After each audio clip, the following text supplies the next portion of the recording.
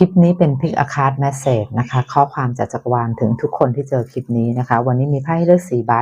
ใบที่1ใบที่2ใบที่3ใบที่4 1 2 3 4ใครเลือกใบที่1เดี๋ยวน้ำเปิดอ่านพร้อมกันก็ได้นะคะปล่อยให้แสงนำทางคุณไม่จำเป็นต้องมองเห็นทั้งเส้นทางเพียงก้าวตามแสงที่ส่องนำทางในตอนนี้ทีละก้าวทีละลมหายใจ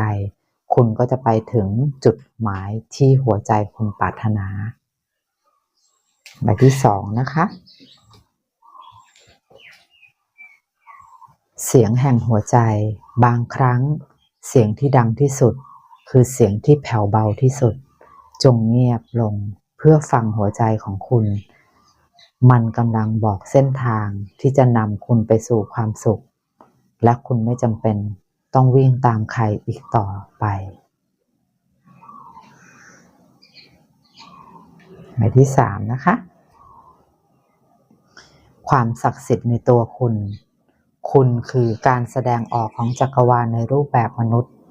ทุกการหายใจและทุกการมีอยู่ของคุณศักดิ์สิทธิ์จงยืนหยัดในคุณค่านี้อย่างสง่างามแล้วคุณจะเปล่งแสงโดยไม่ต้องพยายามเลยใบที่4นะคะปลุกพลังภายในคุณไม่จำเป็นต้องรอให้ใครมาปลุกพลังในตัวคุณเพราะไฟแห่งจิตวิญญาณได้ลุกโชนอยู่แล้วเพียงคุณหันกลับมาเชื่อมต่อคุณจะพบพลังไร้ขีดจำกัดที่มีอยู่กับคุณมาโดยตลอด